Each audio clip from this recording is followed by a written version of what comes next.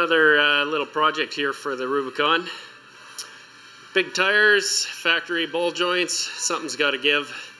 Mine are getting a little worn out. I got about, about 230,000 K on it right now, and I'm starting to get a little death wobble, which is not cool. I don't mind it so much, but it sure gets my passengers a little anxious. So, this is the package we got today. 4-piece ball joint kit from Alloy USA. They're supposed to be pretty good. Reasonable price on them. A lot better than stock. So the plan is to pop these in. So first thing on the agenda here is to loosen things off. I quickly took a minute to get things loosened a little, particularly this axle hub nut here, while it's on the ground. So that's moving there now. So I'll get that loosened off a bit, and then I'll get this thing jacked up in the air and get the wheel off and start working on the brakes. Alright, so I got the wheel off here. You'll notice that I've got things cranked way up in the air, a lot higher than you need to. Some of you may think that's simply to make things a little more accessible and easier to work on, being at a more comfortable height. But really, it's to drain the oil in the diff to the far side so that when I pull out the axle, I don't lose all the oil out of the diff there once I pull the axle out of that seal. It works pretty good doing it that way. I probably should change the oil in my diff anyway, but right now I got just the afternoon to work on this. I want to make sure I get done. So that's the plan. So the astute among you may be wondering why there's no air hose and impact wrench for taking this stuff apart. I moved my big compressor up to my shop at work, so everything is by hand today, so that'll be fun. Taking ball joints apart isn't too tough a job. You just need a few tools, and you can do it with basic hand tools pretty easy. So next thing on the list, I think, is popping this caliper off here. So we'll work on that next. So looking a little closer in here, I was about to start turning this here. I think that just pops the actual caliper out of this mounting frame here. So I believe if I'm going to pull this whole thing apart, I got to pull these larger bolts back here. They're like 21 mil head on there, not these little 12 mil like you do on most other vehicles. Let's get that popped apart, see what it looks like. So that indeed does look like the ones. Got this loose here now. So that'll probably pop right off, but I'm going to take a minute here just to pry these open a little bit so it's easier to go back on. I didn't mean that easy. Oops. Try to avoid that. Luckily those brake lines are pretty strong. So we'll just tuck that up there and out of the way for now. So I'll get this nut off the rest of the way and pop this, and that should pop the brake brake disc off. And then we should be able to pull that axle out of there, which will let us then drop the knuckle off after I pop a bolt down there. Okay, disc. Okay, so I'm having a dickens of a time trying to get this disc off of here, and started thinking about it, and I don't think I really need to take that off. I might be able to pull that off with the whole hub, seeing as I'm pulling the hub anyway in order to get the axle out. So down here we've got, if it's anything like my XJ, I got 3 of these bolts here that are a, what do we got, 13 mil 12 point. That's the tricky part, the 12 point there. So we'll get those popped off, and then I think I can just pop the whole hub off with the disc. Okay, so we're getting pretty close here. Got things more or less separated there. You can see the socket on the bolt down there. What I did is I reinserted, after I got the bolts out there, I reinserted the bolts most of the way, just leaving a small gap there, and pounded on the back side of the bolt with the socket on here on this side. And between doing that and a little bit of prying in there, I've gotten things, I got the hub pretty much free from the knuckle here.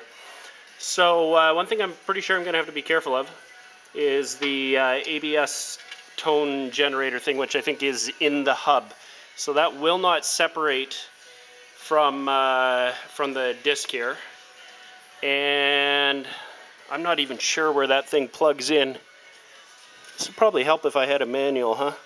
So anyway, I'm gonna pop this off carefully, and then I'll support and hang the disc and hub over here so that I don't tear the wire here. So let's get that popped apart, and then we can start on the nuts on the bottom of the knuckles there. There and there. Okay, let's get her. All right, so I got her off. I got her kind of locked onto the drag link there, tucked away. So this is kind of safe, and I'm not in risk of tearing that. It looks like I can disconnect the little tone generator there, but that means getting in with a really short Allen key there, and I'm not sure. I've got that here, or I could work on separating it from the disc, but at this point I don't really need to, so I'll leave that for another day. That'll be a pain in the butt though, as it's looking like. This thing is rusted on there worse than my XJ with twice the mileage on it. So anyway, now we should be able to, yeah, here we go, get this axle out of here gently. It's a little tricky to do one-handed.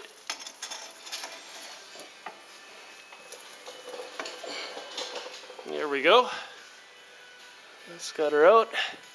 Take a quick look at the splines there. Those are looking okay. And I'll check out these U-joints here. So far they look okay, so I don't think I need to do anything with those right now. So next will be getting this knuckle off, so I can separate those ball joints there. Okay. Let's get her out of her. We'll pull this cotter pin here. Already got the one on the top done. I'll get this cotter pin out of here and get those castellated nuts out of there now that I got the axle out of the way. Okay, so I had to rethink hanging this thing up here, just because as soon as I start smacking on this and it drops, of course all the linkages drop with that, and I don't want to drop this thing and rip this wire. That would be disastrous. So I got the nuts mostly off. I'm leaving them on just a tiny bit there, so that when the knuckle drops, it doesn't drop right off, it just drops right down onto there. Then I can control it a little bit better. So I still got that other one up top there. I should back that off a little bit more yet.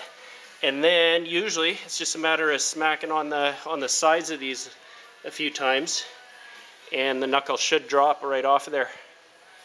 But we may need a little more persuasion, just based on how rusty and stuck things have been on this thing so far. Okay, let's get smacking. Alright, so I got her loose. Didn't take too much. Just make sure you're wearing eye protection when you're smacking on these things. There's all kinds of rust, and that's going to flake off and chip and fly at your face. Generally, it's like a heat-seeking missile to the eyeball. So you can see here, see if I can move this. That's all loose now. So now when I pop off these nuts here, it should just drop right off. So we'll get those off. And actually I might be able to do this by hand. I don't know if that bottom one's going to come off by hand, but there's one. Oh yeah, no problem. So there's two, and everything should just fall away. There we go. All right, so ball joints here. They're not too bad, but they're coming out and getting replaced anyway. So next, where is my ball joint tool? I'll drag that out and show you that in a second. Okay, so this is the ball joint puller set. Basically, you got a big, huge C-clamp, a few different collars that you can slip in there, and then a base and the top plate here. So pretty straightforward. Just clamps on, and you press out the stud. It's coming now.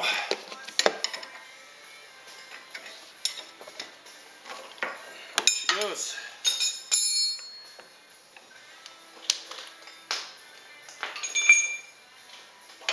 That actually just pressed the stud out of the ball. Nice. Okay, so now figure out another way to get that out of there. Okay, let's try this again. I got it re-rigged with a socket down here. It feels like it's pushing. Socket is just a spacer to get the right diameter there. The kit doesn't have a small sleeve for that. Oh yeah. There, now we got her.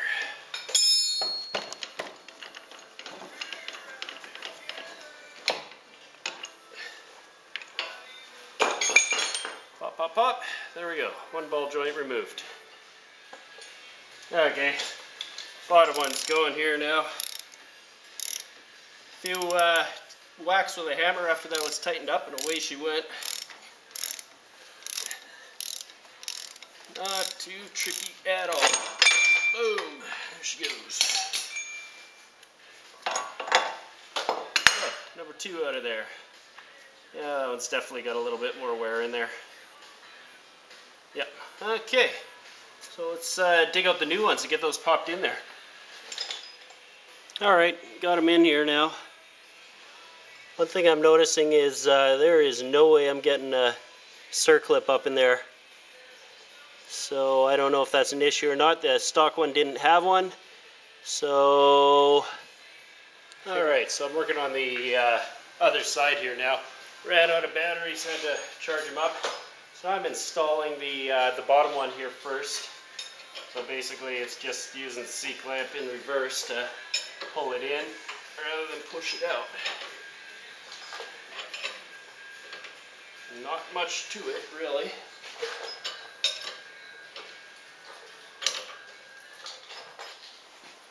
Alright, and we're working on the upper one now.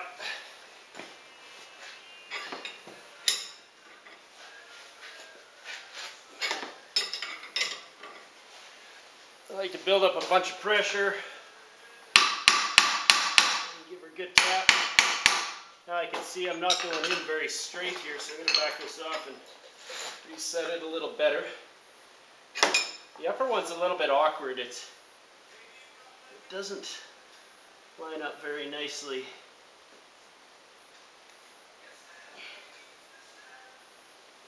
Just because the bottom down here isn't perfectly flat, ends up putting this thing off center. I'm not crazy about that. I'm going to reset this and see if I can get something better going here.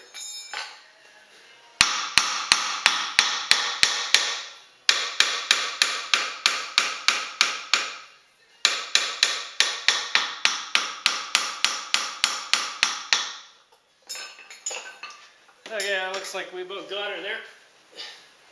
Oh yeah, that's in there.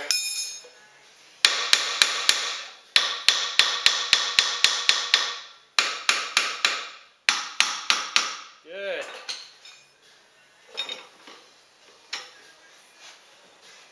So I'm not showing much of it on camera, but that's a lot of grunting and groaning.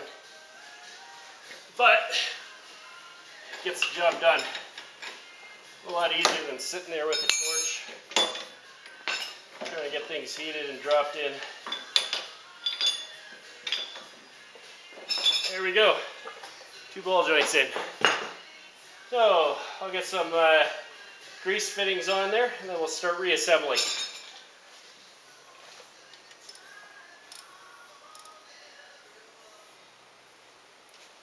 So one thing I like about these is we've got this little kind of mini grease fitting here that's put in on an angle, real low profile.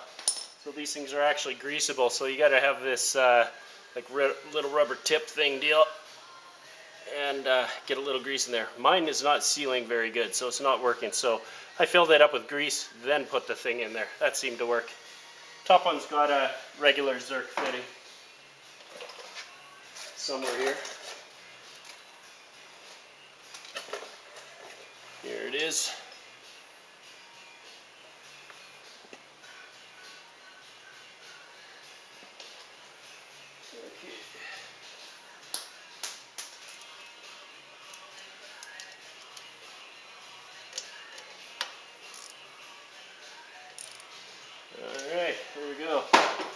So now we're ready to throw this thing back together.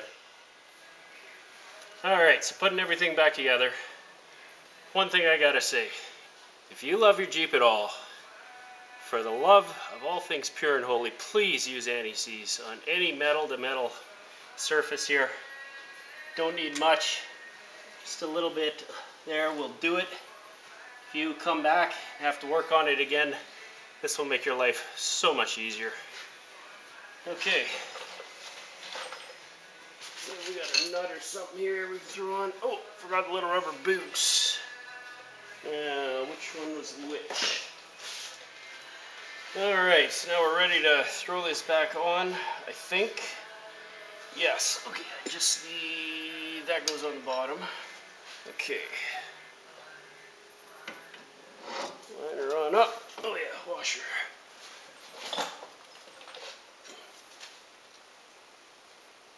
Washer, castellated nut. Something like that. There we go. Okay. Is that my 7/8? No, it's not. It's 1 inch.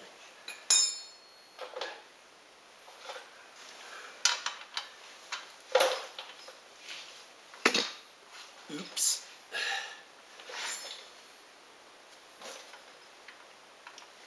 Oh yeah.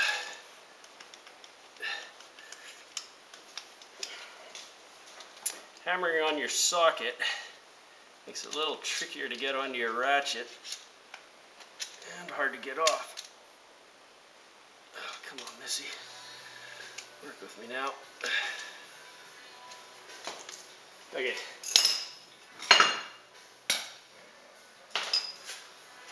Alternate ratchet.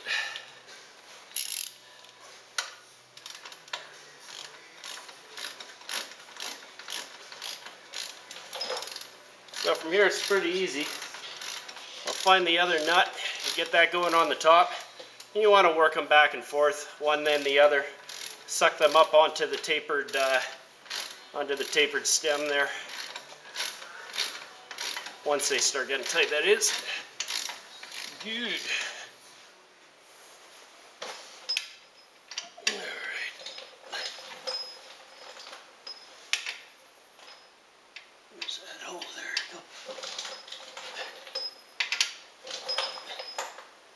There we go. Lined up there.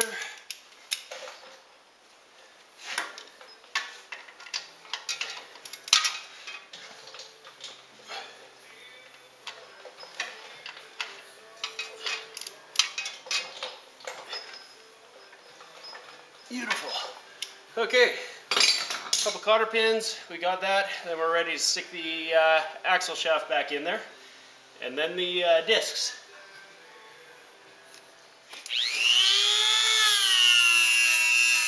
You also want this going back together well.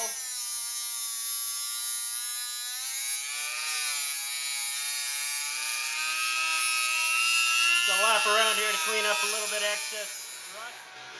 And again, anti-seize. If your Jeep means anything to you at all, this stuff's not expensive. Every bolt, every fastener, every metal-to-metal surface.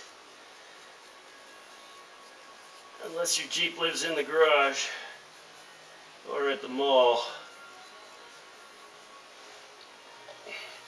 Or you live somewhere nice and warm without rain like California or something. That is not the case here though. Okay, axle shaft.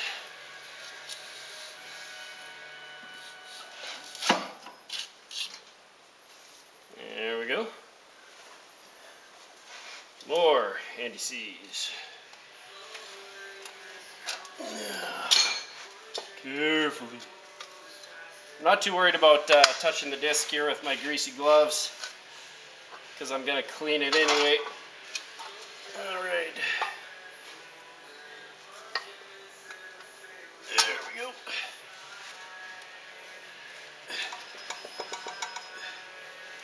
Okay. Now, I believe that thing's got to rotate up. Somewhere around there. Okay, let's find some bolts. Okay, bolts with, you guessed it, more anti-seize.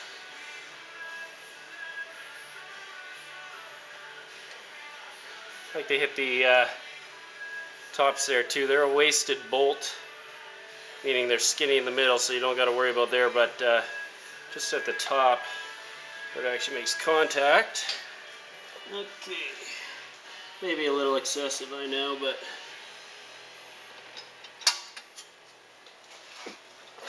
you gotta understand where we're living here. Okay. Alright.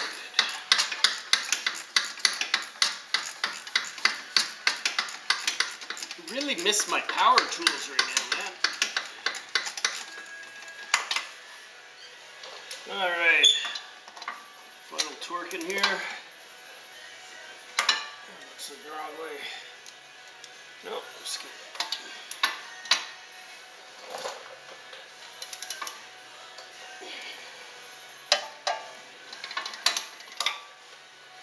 Alright. That has got that. What are we missing here besides the main nut? I think that's about it. Alright. So, a little more anti-seize, of course.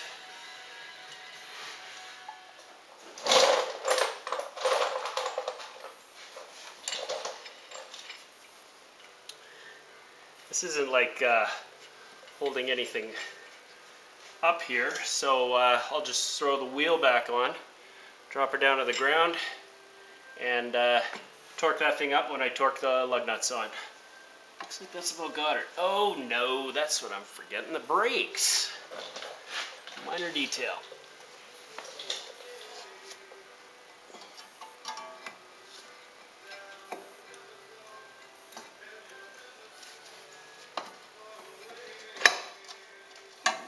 There we go.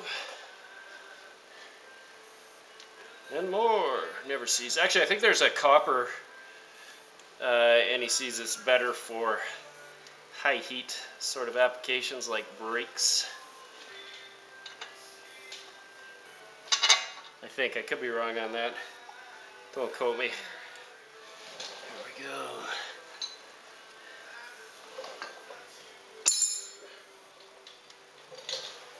Around here I might even have a socket that'll fit. Anyway, I'll find that, get that tightened down.